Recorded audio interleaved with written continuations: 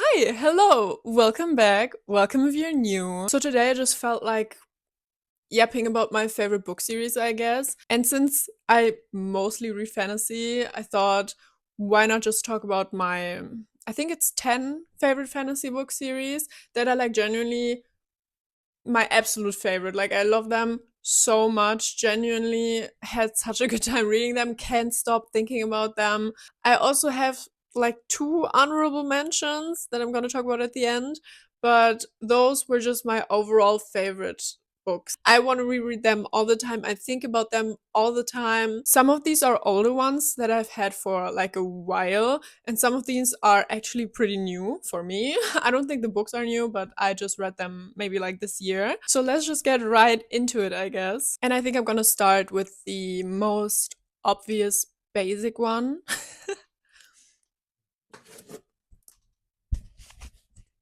Because I do have the special edition. I don't think there are other ones, but like I was able to buy this in a random bookstore, so it's not that special, I guess. Six of Crows, definitely one of my favorite series. I have reread the series so many times before. I love this book so much. I just thought this book was so pretty. I really like this version. I already really liked the original version, but I really like this one. Didn't love the second one though, at least not enough to buy it because, like I said, I don't really buy that many books. But the second one with this special edition, I didn't love it. So I only bought the first one. But that doesn't mean that I didn't like the second book. Okay, I love the second book. I just love the series. It's a duology. So in case you were looking for a not as long book series, I guess, that you can get into with like a really, really good plot, great world building, honestly. Six of Crows. So, what is this book actually about? So, in this book, we follow six characters, and in this world, we have some type of magic, but genuinely, in this book series, there isn't as much. So, our, I guess, main character is Kaz, and he is basically the leader, I guess, of this shady part of a town called Ketterdam. So basically, there's this part of town where all the rich people are like, we're not gonna get into that. Do whatever the hell you want down there. Just really don't, just leave us out of it, you know? And so he's basically the one that is in charge of that place. And he just likes to make money. And so when he gets this opportunity to make even more money, of course he's gonna say yes. And so, pretty much at the beginning of the book, one of the rich people makes this deal with him that he gets a lot of money if he does a job for him. And for this job, he might have to break into like a prison, like like a fortress basically, and maybe get something or someone out of there. So it's clearly not going to be an easy job. But Cass is like, don't worry, I've got the people. So he gets five other people, and the six of them go on this heist, I guess. And it's such a good book series. I love it so much. I personally didn't read Shadow and Bone because if you don't know, there's a series before Six of Crows that is called Shadow and Bone.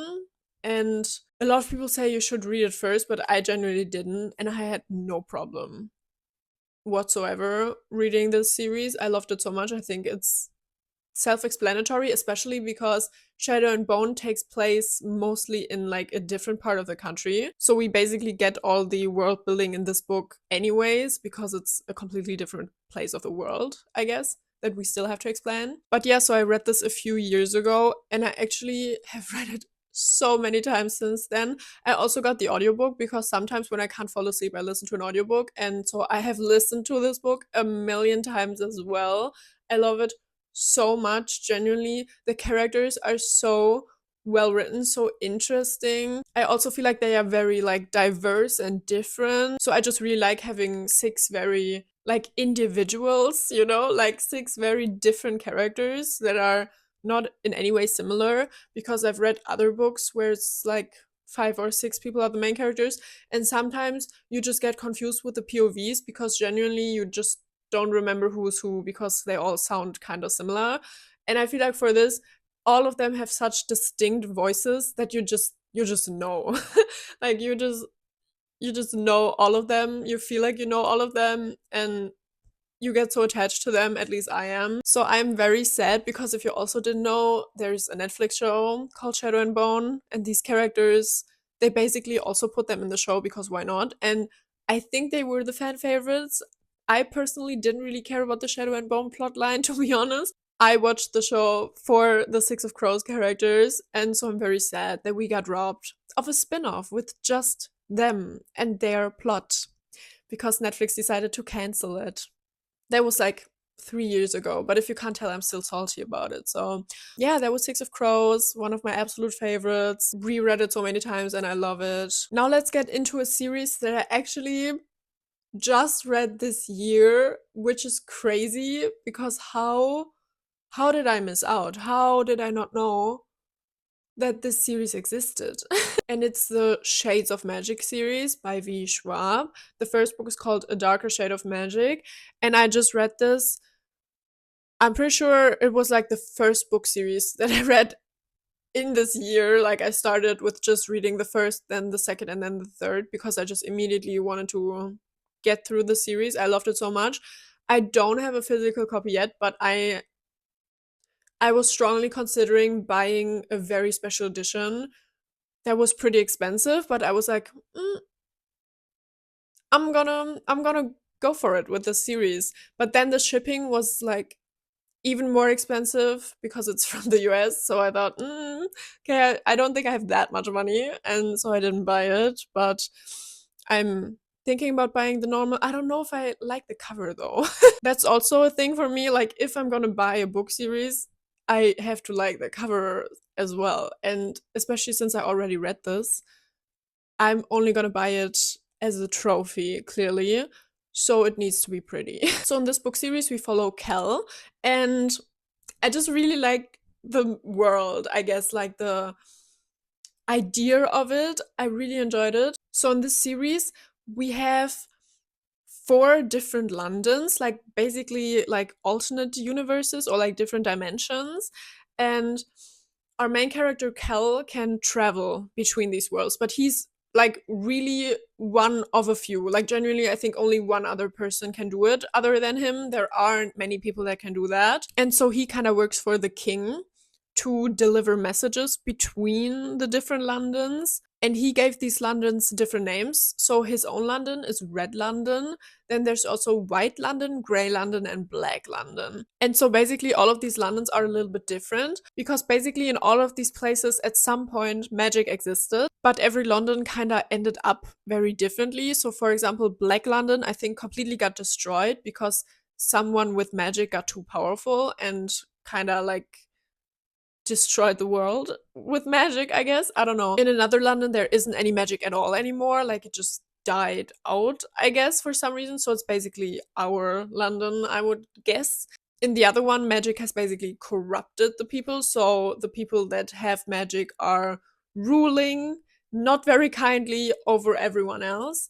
And in Kel's London, I guess Red London, I think it's a little bit of a mix. So some people have magic, some people don't, but I think the people with magic are still in charge right now. At least, like, I'm pretty sure the king and queen have magic. And so I think this just world was so interesting that I had such a great time with it. And for the plot, so basically it starts with Cal going to another London because he has some communication work to do, I guess. And there he stumbles upon this girl, Lila, who is a thief, and she kind of steals from him. But she doesn't realize, obviously, because how would she know, that what she's stolen is a very rare, dangerous, magical artifact.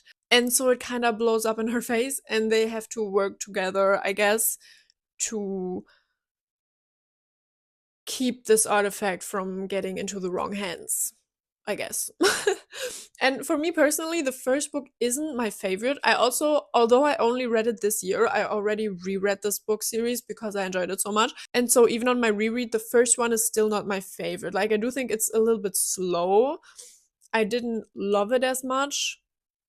But then the second and third books are so good that I genuinely could not care less about the first book. Genuinely, in my mind, I don't really think about the first book as much, but the second and third are so good. So in the second one, it's more of like a trial.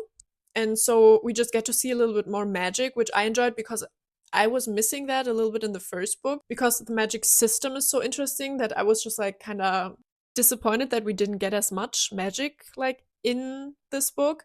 So I was so excited for the second book because we definitely got a lot more there and I really enjoyed that. If you watched Korra, it feels like when they are in this arena fighting, you know? I had such a great time. I really like this. And the third one is just where everything goes to shit and war and pain. And it's so good. And like I said, I genuinely don't know why I haven't read these books earlier because this book is by V. Schwab.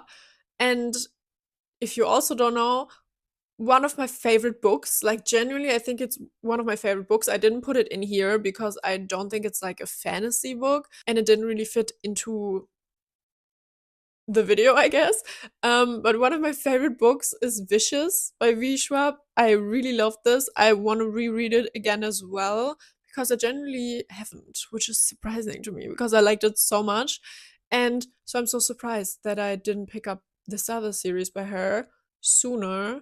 But here I am now, and I'm so glad that this year I finally did. Overall, this year has been so good to me. Like, I have had so many new favorites, but that was the Shades of Magic series. And she's also writing a new series, basically like after this, like a sequel. The first book is already out, but I kind of don't want to read it because I know that I'll want to fly through the series. So I'm scared to start an unfinished series. But once all the books are out, I'm gonna be there first to mark it in my library. The next book series, I actually do have the physical books. I just don't think I have them here. Do I though? I don't think I have them here. And I also only have them in German because genuinely I read these books when I was a child and I really want to reread them in English now because I tend to like books better in their original language. And the book series is His Dark Materials. I feel like this is a little bit lesser known or popular, at least where I live. Like, I don't think any one of my friends knows this book series. So it just makes me so sad because I really want to talk about it so badly. So here I am. Just made this video so I can talk about this one.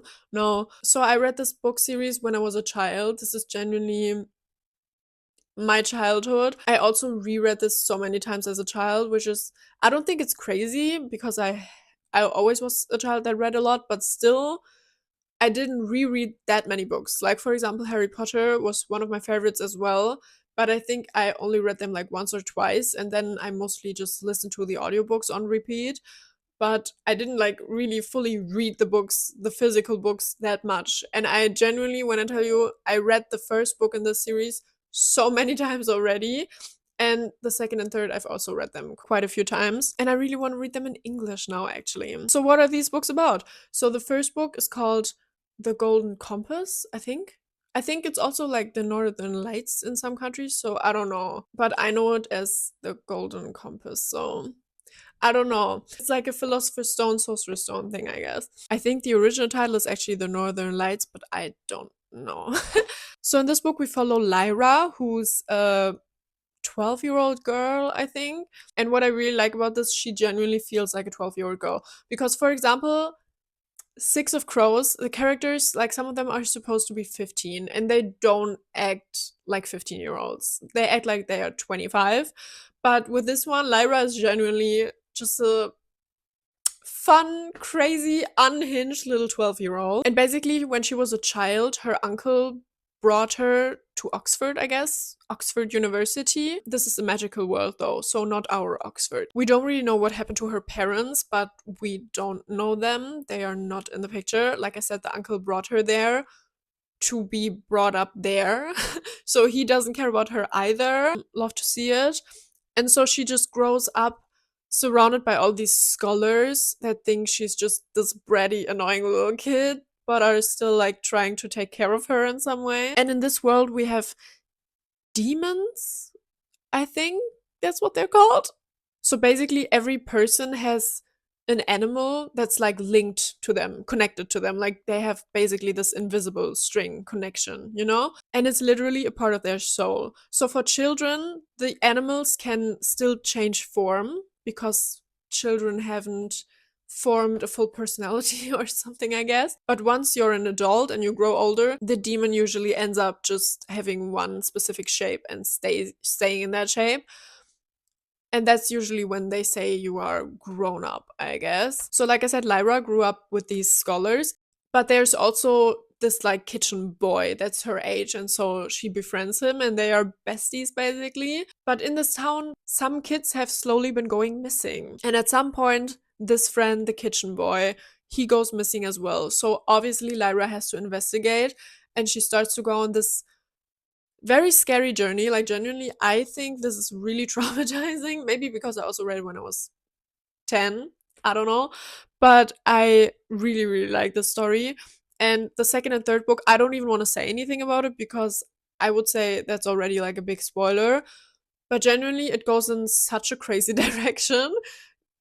You couldn't imagine. Like, genuinely, I think if you read the first book, you would, no way in hell would you be able to predict what's gonna happen later. Genuinely, I remember that I only read the first book when I was a child and I didn't even know there was more. And so I read the second and third, like I said, when I was maybe 12. But I think the first one, I knew of this book when I was like 6. I only read the other ones when I was like maybe 12. And I was so confused because I did not expect the direction this was going in. And I genuinely really, really, really like this book series. I gotta say though, I didn't really love that at some point it gets very religious and they are like, oh, Lyra is basically Eve and sin, and I didn't really like that, like the original sin. Didn't love that, to be honest. But just overall, the world is so great, so fun, so interesting that I just really want to reread it because I love this book series so much. When I was younger, it was genuinely one of my absolute favorite things. So, yeah, and I need more people to talk about it with me right now. So, if you've read the series, please let me know your thoughts because I need to talk about it so badly. But yeah. Now, I guess while we're on the topic, another children favorite of mine.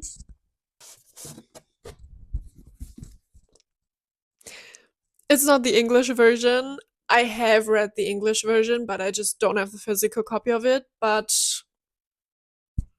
yeah, Percy Jackson. Absolutely my childhood. Like I said, I also grew up with Harry Potter. And I do feel like, at least that's how it was for me, like where I live, you were either a Harry Potter kid or a Percy Jackson kid. And so I was just confused because I like both. I do think when I was a child, Harry Potter was a little bit more my thing. But once I got a little bit older, more teenage age, I guess, Percy Jackson, everything to me. And genuinely, it's everything to me now. Because I basically reread. I don't think the original ones I read as much, but the Heroes of Olympus series, I reread that like once a year. I genuinely love these books so much. And of course, I also reread the first book for the TV show. And since the second season is coming out this winter, I'm absolutely gonna reread the second book in probably November. So, yeah, in case you don't know, in this book, we follow Percy Jackson, who's just this random kid, goes to school. He also has ADHD and dyslexia, so he just gets overwhelmed at school. And then he randomly finds out that he is a demigod. And basically, someone has stolen the lightning bolt from Zeus. And for some reason, he thinks Percy did it. And so Percy is just gonna go on this quest to try and find out what actually happened, maybe try and find the bolt because he basically has to stop a war from happening because if he doesn't find it, Zeus is just gonna go Zeus, you know? So yeah, this is basically also my childhood. I grew up with these books. I'm so happy that Rick is still writing. So I feel like I will never finish the books at this point because there are already so many. I have read all of the like main series, I guess. So basically, I think in the Percy Jackson universe, I have read everything, but there are so many other books. Like he also has written some other mythology, and I just don't think it's ever gonna end, which I love. I'm so happy about it. Percy Jackson. Also, what do you think about this cover? Because this is a German version and it's very different from the original one. And I really like it actually. So now let's get back into another series that I just read this year, and I'm so surprised that I just didn't know these books existed. And the book series is the Mistborn series by Brandon Sanderson. When I tell you, before this year, I had never heard this man's name. Like, where have I been? Genuinely, what? Like, genuinely, with all the other books, I feel like even if I just read them a few years ago, I knew of them. I just hadn't read them, you know? But with this one, I had never heard of the series before. I had never heard of the author before. And then this year, for some reason, I saw Mistborn everywhere, so I decided to read it. And when I tell you, the journey I went on, it was just so good. I had such a great time with this book. I liked it so much. I have read a few more Sanderson books now, and I still think Mistborn is my favorite. I really, really enjoyed it. So basically, this has also a very like different magic system that I really enjoyed, because basically in this world it's like metal magic, I guess. So people have different kinds of magic, and you can basically like push and pull on metals. So for example, if there's a metal somewhere in front of me and I'm just gonna push against it, it's gonna fly away. But if I pull it towards me, then it's gonna come to me. So if I had basically a coin over there, I could either like push it somewhere or just make it come to my hand, basically. But if the metal is heavier than me, than my own body weight, I'm obviously not gonna be able to move it. So instead of pushing or pulling it towards me, it's gonna push or pull me. So basically, if I push against a door that's really, really heavy, I'm gonna fly away. And if I pull against it, I'm gonna fly towards it. And some of the metals also have different powers that let you be like invisible, that let you see things. It's a very like thought out magic system that I really, really enjoyed. And so basically, most people can only use like one of these metals, because there are obviously different ones like gold, silver, and most people can use maybe like two. But then we have Mistborn, and Mistborn are able to use all of these metals. And we start the book with our main character, Vin, I think is her name. And she finds out that she is, in fact, a Mistborn. And so she basically gets recruited by this group of men that are trying to overthrow the Emperor, because we don't like the Emperor. And she just gets thrown into this plot, basically, just like us. And yeah, I really, really like this book series. I just love the magic system so much. I still think the first book might actually be my favorite, honestly, because the second one to me felt a little bit slow. And the second and third are also a lot more, I guess, about the political war games. And I didn't love that as much, because I do enjoy some of that, but I just really, really enjoyed the magic and just the world in the first book. Oh, and also, this, I guess, why they are called Mistborn, there is this dark evil mist surrounding people, and people are scared of it and don't really go outside when it comes at night, except for the Mistborn, because sometimes basically they can fly. Like if you push on a coin on the floor and you are pushed up, jump up, you can basically fly. So they can just like jump around in the mist, and so they don't really fear it. And I really enjoy a book with a little bit of a mist in there. I guess. But yeah, that was Mistborn. I really love this book so much, and I also want to reread it at some point. But I'm making my way through Sanderson books right now, and when I tell you, this man writes a lot and his books are thick. So I'm trying to make my way through Way of Kings right now, and there's like 1,000 pages. So who knows when I'm gonna reread Mistborn. Okay, now we're gonna get to the next one, and generally this one, I think it would be my number one, but not because of the quality of the book. Basically, this book was the first book that really got me back into reading again, because at some point when I was a teenager, like 16, 17, I wasn't really reading as much anymore, because I don't know. I feel like at some point in your life you sometimes have this time, I guess.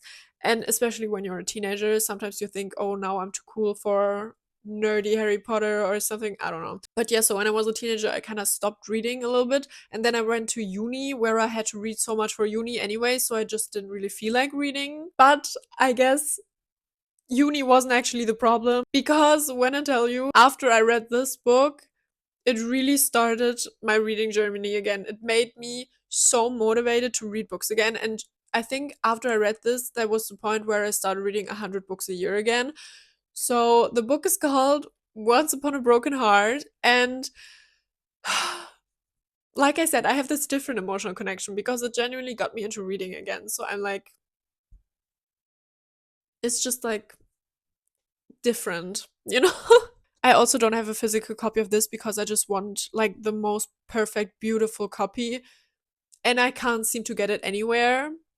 So yeah, I've genuinely been thinking about teaching myself to rebind books just so I can make like the perfect cover for this book, because I want it so badly, but I want it in like the perfect beautiful way that I, want it. I don't know. So Once Upon a Broken Heart, we follow this girl called Evangeline, and she's a lover girl. Okay. Like basically she believes in happy endings and everything pink and good. She also has pink hair, which honestly, like, slay. Like, genuinely, what do you mean? That's so gorgeous. And in this world, we basically have like these fates, I guess, so like godly magical beings, and they can all do like different things. They are very different, but one of them is called the Prince of Hearts. And so the book basically starts with Evangeline going to see the Prince of Hearts because she is in love with this guy, her boyfriend. They are absolutely in love, in her opinion. But for some reason, right now, he has decided to marry her sister, stepsister, I don't know, half sister. He has decided to marry her sister, cousin. Maybe it's also her cousin, not her sister. I don't know. The point is, he's not marrying her, he's marrying someone else. And so Evangeline is like, this cannot be because we are meant to be. This is the love of my life. He must be cursed. And so she decides to go to the Prince of Hearts and ask him for help. But the thing is about these fates, you shouldn't really bargain with them because genuinely they don't really seem to care that much about humans, and they just care about having like a little bit drama and fun. And I think especially Jax, that's the name of the Prince of Hearts, Jax is the diva, honestly. Like, he just wants drama, and so he basically kind of tricks her, and they end up not being on great terms after that.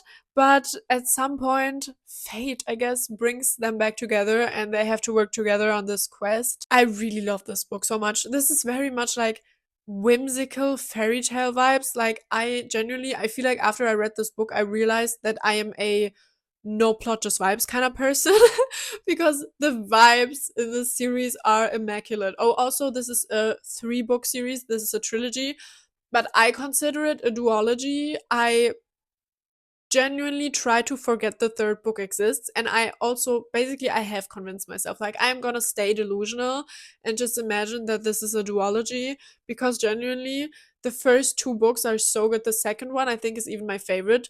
Like I said, heavily, especially for the second one, heavily on the no plot, just vibes. I don't think you should pick this up if you need a plot.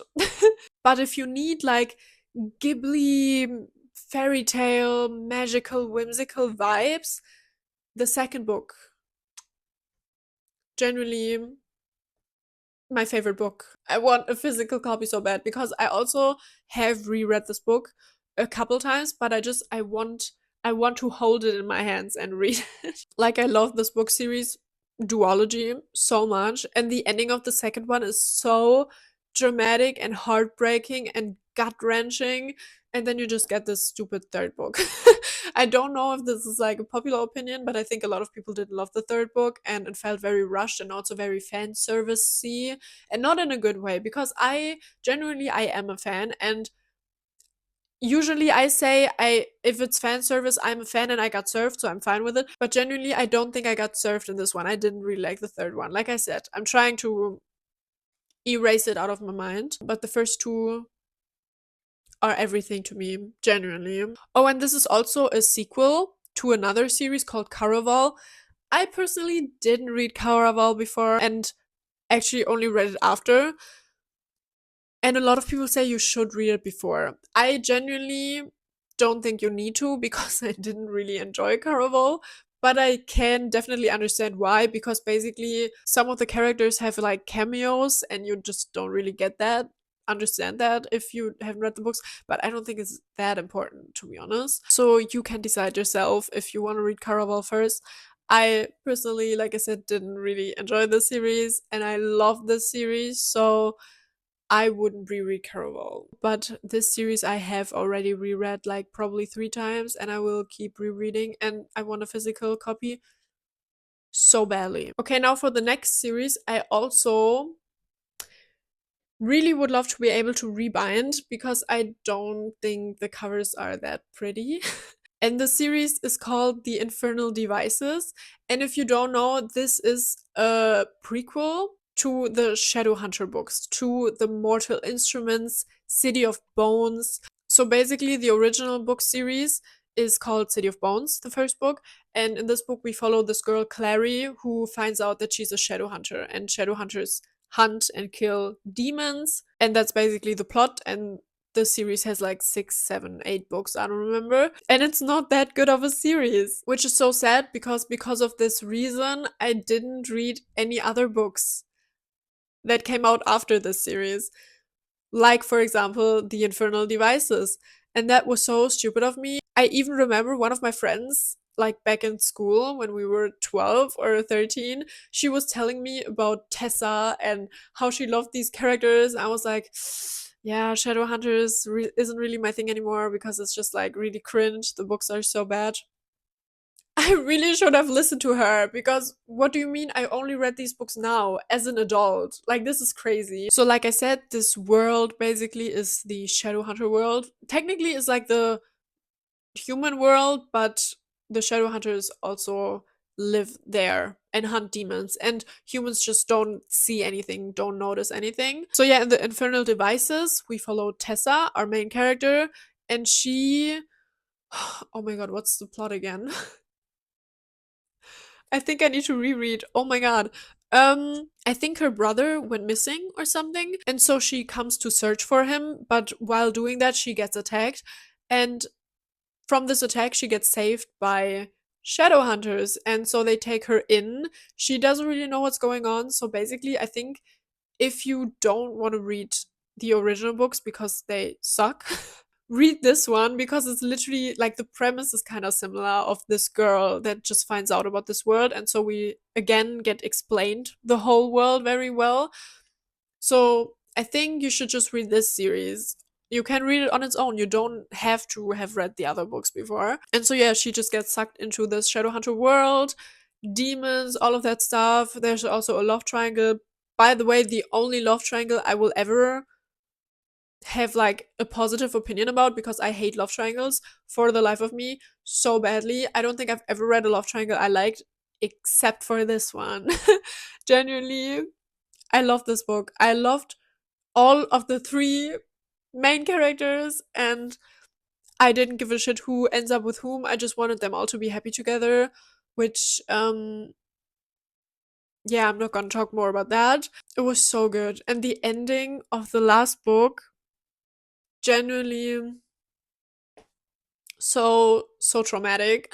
I genuinely just randomly sometimes think about that because it's just so emotional, so gut wrenching, so good. So, yeah, that's the Infernal Devices for you. Oh, and also, I think the villain does something with machines, so it feels a little bit like steampunky, and I just really love this book. Like the world, the vibes, the setting. It's so good. Okay, so now we're getting to the last book series, and then I have like 2 standalone books, I guess. And it's the Emily Wilde series. I really, really enjoyed this so much. I even got the physical book because I also think it's very pretty. So, yeah, if you don't know this book series, in this book series, we follow a girl called Emily Wilde, and she is a student at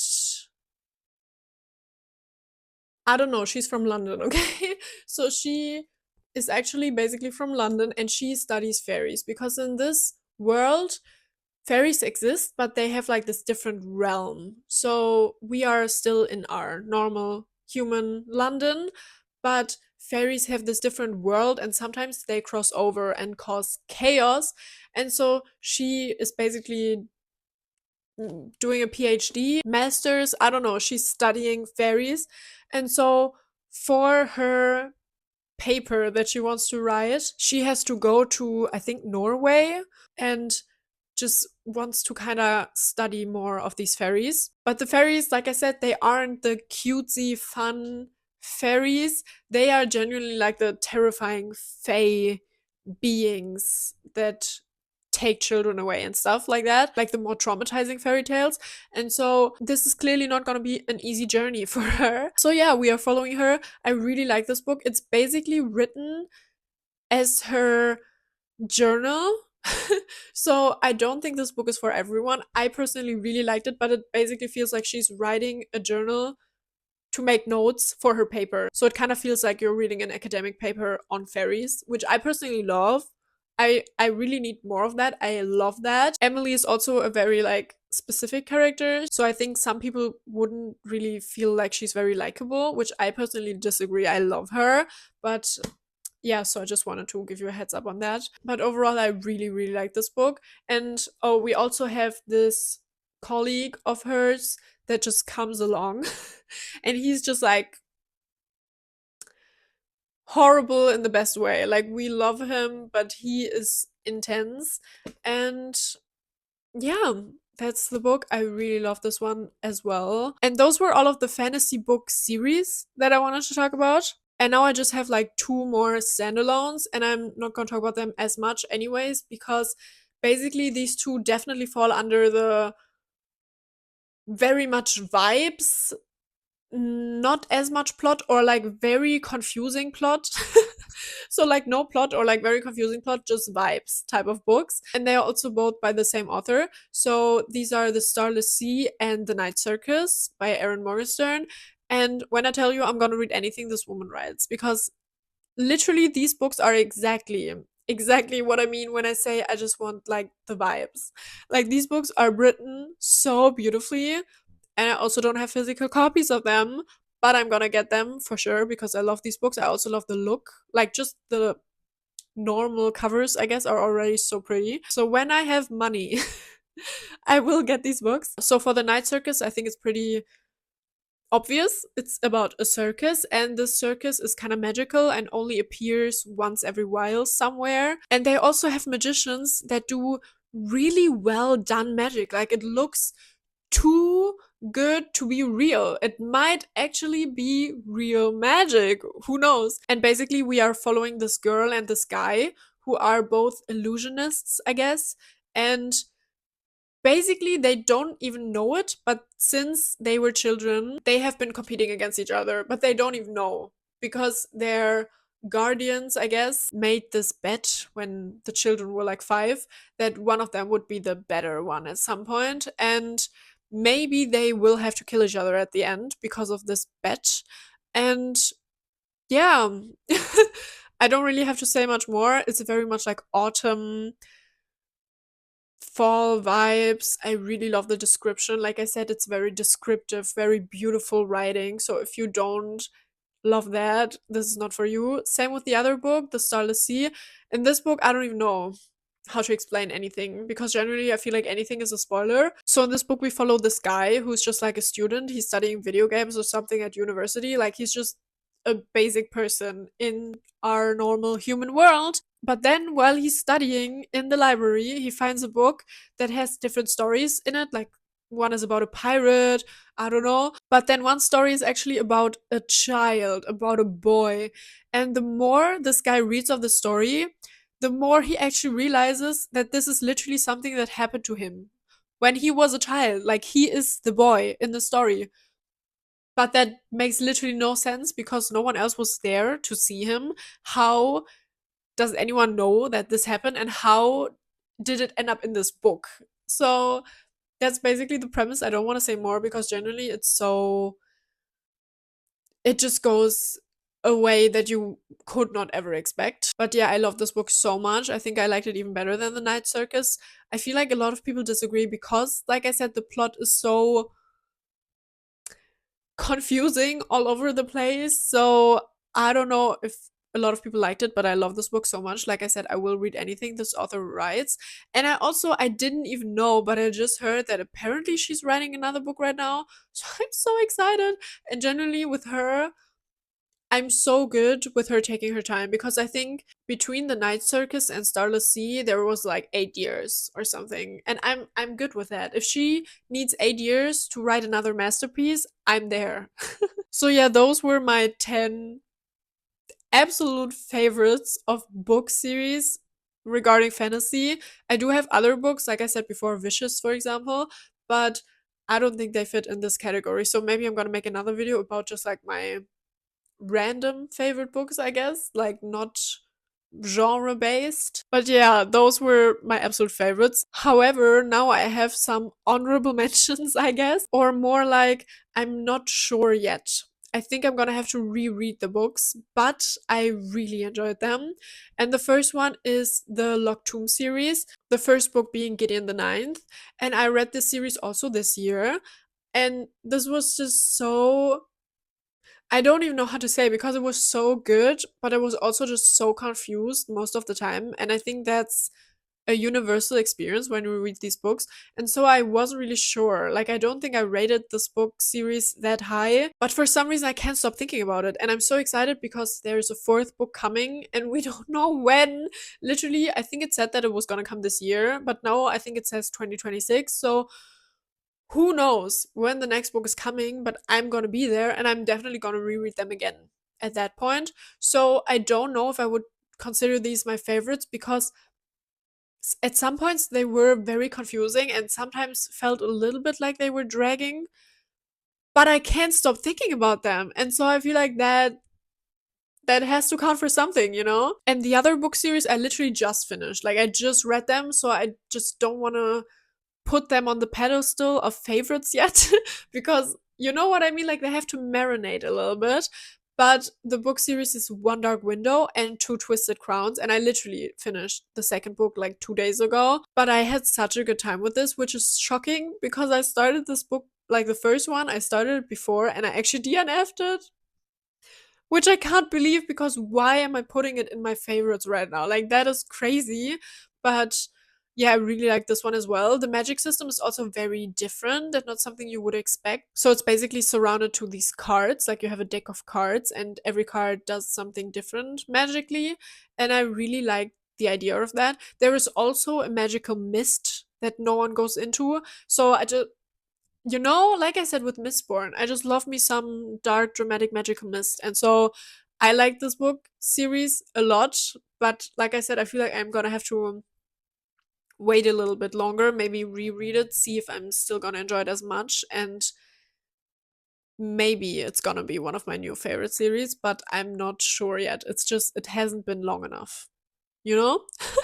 But yeah, those were all of my books. Please let me know if you know these books, if you like these books, and what are your favorite books? Because I always am open to more recommendations. You have now seen my list of favorites, so maybe based on this, you can give me some more recommendations that fit into this type of vibe. I think I either really like high fantasy, so I just like very intricate, well thought out magic systems and just like magical worlds, or just like books where the vibes are immaculate. Very much fairy tale, very much Ghibli. I think it's either one of those two. So yeah, please let me know if you have some recommendations for me regarding these types of vibes. And thank you so much for being here. Thank you for watching if you watched till the end because I feel like this is gonna be a long video. I thought this would be like a cute, fun, short video where I just yap about my books for like a few minutes, but I think I talked about every book for like at least 10 to 20 minutes. So let's see how long this video is gonna be. But yeah, like I said, thank you so much for being here, especially if you still are here, and have a great day. Bye!